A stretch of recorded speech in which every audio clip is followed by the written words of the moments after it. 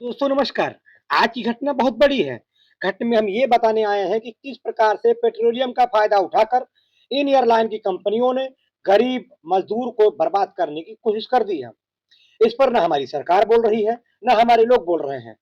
दोस्तों आपको पता है, इस बार 23 मार्च के बाद से जो एयरलाइन कंपनियां हैं इनके किराए में बढ़ोतरी बहुत तगड़ी होने वाली है।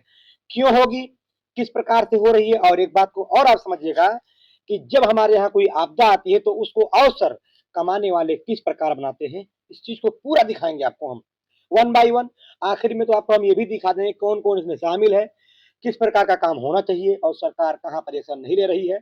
इस हर एक चीज का जवाब आपको हमारी इसी वीडियो में मिलेगा। तो दोस्तों आप हमें पहचान चुके होंगे, हम ऐसे पूजन बाराबंकी वाले, और हमारे चैनल पर आप नए हैं तो सब्सक्राइब कर लीजिएगा। दोस्तों आपको हम ले चलते हैं थोड़ा सा पहले, दिसंबर 2025 में। दिसंबर 2025 में एक बार ऐसा हुआ कि इन एयरलाइन कंपनियों ने भारतीयों को एकदम कमजोर से कमजोर बनाया। हम आपको एक बात पहले बता दें कि जो ये एयरलाइन कंपनियों में सफर करते हैं, जैसे इंडिगो हो गई, तो हम गरीबों में क्या होता है कि हम लोग एक छोटा सा सिस्टम सुनते हैं कि कम पैसे में पहुंच जाए। मान लिया हमको लखनऊ से और दिल्ली जाना है, तो अगर मान लीजिए 5 फ्लाइट है, एयर इंडिया, स्पाइस जेट और वगैरह वगैरह फ्लाइट है इंडिगो जैसी, तो हम सोचते हैं जिसमें सस्ता टिकट होगा उसमें हम जाएंगे। यही एयरलाइन कंपनियां किस प्रकार से दिमाग लगाती हैं, किस प्रकार से गरीबों को लूटने का काम करती हैं कि पूछो मत। हमारे देश के प्रधानमंत्री ने बोला था कि हम चाहते हैं कि हमारा जो गरीब मजदूर है वो हवाई चप्पल पहनने वाला भी फ्लाइट में चलेगा। लेकिन इस प्रकार की चीजों को एकदम तार तार किया गया है। अगर हवाई चप्पल पहनने वाला हवाई जहाज में जाने की क्षमता रखता है, तो मैं सरकार से ये पूछना चाहता हूँ कि तुमने ये सब क्यों हटाया। 25 दिसंबर को ये होता है कि 25 दिसंबर 2025 की बात कर रहा हूँ मैं। 25 दिसंबर मैं बोल दिया, लेकिन 2025 की बात कर रहा हूँ कि इन एयरलाइन कंपनियों ने भैया एयरपोर्ट को रेलवे लाइन बना दिया था। इन कंपनियों ने एयरपोर्ट को रेलवे स्टेशन बना दिया था। स्टेशनों पर जगह नहीं थी, किसी के परिवार में कोई खत्म हो चुका है, किसी की परीक्षाएं छूट गई, किसी पे क्या क्या दिक्कतें आई, लेकिन सरकार ने कोई स्टेबलिश सिस्टम नहीं लिया उस पर। हालांकि मौके की नजर को देखते हुए जब सरकार को लगा कि सोशल मीडिया पर सब कुछ चल चुका है, तब जाकर सरकार जो उड्डयन मंत्री हमारे वो ये बोलते हैं कि हम एक किराया फिक्स करेंगे। उसके बाद सरकार एक नियम लेकर आती है, इन पर होता है under control in our government.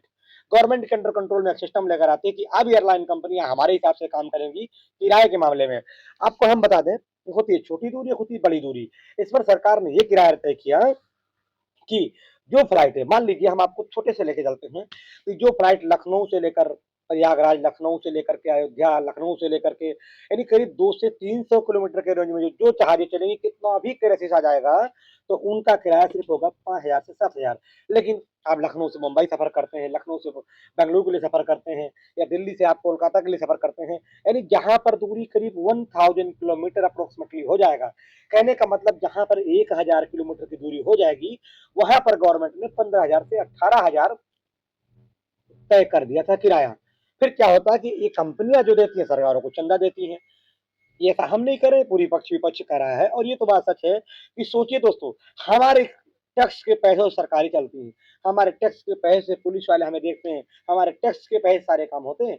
लेकिन ये एयरलाइन कंपनियां इस प्रकार से बढ़ावा करती हैं किराए का कि पूछो मत। आज जिस दिन मैं वीडियो बना रहा हूँ, 2026 की बात कर रहा हूँ, 23 मार्च की बात कर रहा हूँ, इस दिन सरकार इससे अपना अंडर कंट्रोल हटा लेती है। अब सरकार जाहिर सी बात, जब अंडर कंट्रोल हटाएगी तो मौका किसको दे रही है?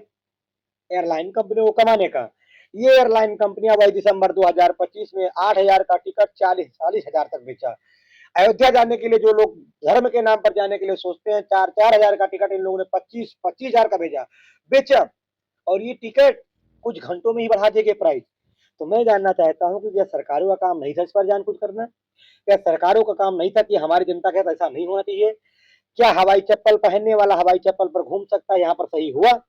मैं साफ बोलता हूँ ये वाला सिस्टम सही नहीं हुआ। हालांकि आज 2026 23 मार्च को सरकार ने अपना जो अंडर कंट्रोल 25 में लगाया था वो हटा लिया है। क्यों हटाया, सरकार बोलना नहीं चाह रही है। अब दोस्तों, दुनिया भर में तेल की क्राइसिस आ चुकी है। जब तेल की क्राइसिस आ चुकी है तो इन लोगों ने तेल के नाम पर हमारे यहाँ किराया बढ़ा दिए। चलिए आज हम मानते हैं तुमने बढ़ाया, उस समय कौन सी तेल की क्राइसिस आई थी, उस समय कौन सी एलपीजी की दिक्कत थी, उस समय कौन सा तेल का संकट आपके ऊपर आया था जो आपने ये सब हटाया। तो दोस्तों यहाँ से साफ जाहिर होता है कि ये कंपनी वाले हमको अच्छी तरह से बेवकूफ बनाते हैं, हम गरीबों को बर्बाद करते हैं। अब एक दिमाग लगाइए, जो जो अयोध्या दर्शन करने जा रहे हैं, पहली बात तो हम बता दें, जो गरीब आदमी होते हैं इनकी एक सोच होती है कि कभी हम हवाई जहाज में घूमकर अयोध्या चले जाएं। ऐसे मान लो उनको लखनऊ जाना, मुंबई जाना नहीं जाते हैं, ये सोचते हैं चलो कम से कम जो उनकी जरूरी जहां से होती है वो सोचते हैं वहां से कम हम अयोध्या की यात्रा कर लें, एक धाम की यात्रा कर लें। उस धाम के नाम पर भी इन लोगों ने पैसे अच्छे से वसूले। सरकारों भी जानती है ये सब चीजें, क्योंकि ये सब अंडर कंट्रोल सरकार के हाथ में होती है। तो उससे आपको क्या लगता है कि सरकार को ये सब नहीं करना चाहिए या सरकार को इस पर ध्यान देना नहीं चाहिए? अब आपको हम लोग चलते हैं कुछ और चीज़ों की ओर के। आज तेल का संकट है, आज हमारे यहाँ गैस का संकट है। ना तो हमारे पेट्रोलियम मंत्री बोलना चाहते हैं गैस का संकट है, ना हमारे कोई मंत्री बोलना चाहते हैं गैस का संकट है, ना हमारे कोई नेता बोलना चाहते हैं गैस का संकट है। एक नेता तो बहुत ही हद ही कर दिए, रवि किशन, तो बोले झूठ बोलते हैं यार। क्या रवि किशन जी इस वीडियो को अगर देख रहे होगे तो क्या आपको लगता है कि संकट नहीं है? इस देश में जब संकट आता है तो नेताओं का काम होता है कि हम जनता को साथ खड़े रहें। जब देश में संकट आता है तो ये नेता लोग भागकर दूसरे देश चले जाते हैं और संकट में फंसते हैं हम जैसे गरीब आदमी, हम जैसे गरीब व्यक्ति के लोग, हम जैसे गरीब परिवार के लोग। दोस्तों हम लोग उतने अमीर नहीं होते हैं कि हमारे घर में अगर गैस खत्म होगा तो हमारे यहाँ तुरंत बिजली का सिस्टम बढ़ जाएगा, नहीं हो पाता है। उसमें भी हमको टाइम लगता है। हमारे देश के बड़े बड़े नेता जो आज जाकर के चाटुकारिता करते हैं, देश के बड़े बड़े कलाकारों को अब नहीं दिखता है, क्या अमिताभ बच्चन जी को अब नहीं दिखता है कि देश में स्टेडी दिक्कत हो रही है? क्या अनुपम खेर को दिक्कत नहीं होता है? आज डॉलर कहाँ से कहाँ पहुंच गया, अब दिक्कत आपको नहीं हो रही है? इस पर किसी की आवाजें नहीं निकलती हैं। आपको पता है कि आज के पहले डॉलर का क्या रेट था? जब प्रधानमंत्री जी आए थे तब डॉलर 60 से 65 के रूप हुआ करते थे। लोगों का कहना है आज डॉलर 94.2 पहुंच चुका है, 94 रुपये हो गया, यानी $1 की कीमत 94 रुपया 50 पैसे तक पहुंची जा रही है।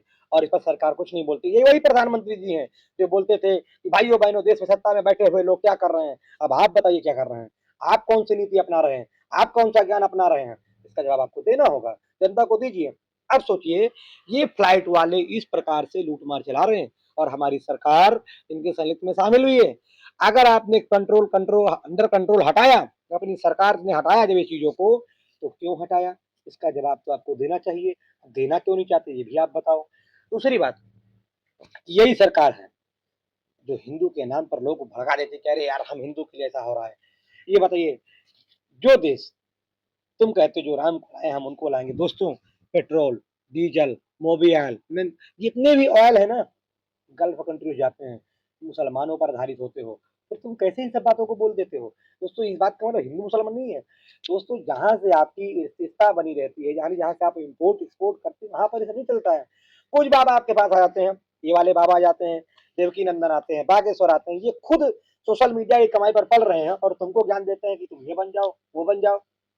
दोस्तों हम इस वीडियो में नेक्स्ट वीडियो में कुछ और बताना चाहते हैं आपको। यही कहेंगे कि इस बार सरकार ने जनता के साथ खेल कर दिया है। इस वीडियो को शेयर करो, सब्सक्राइब करो, हम जैसे लोगों का सपोर्ट करो। नमस्कार।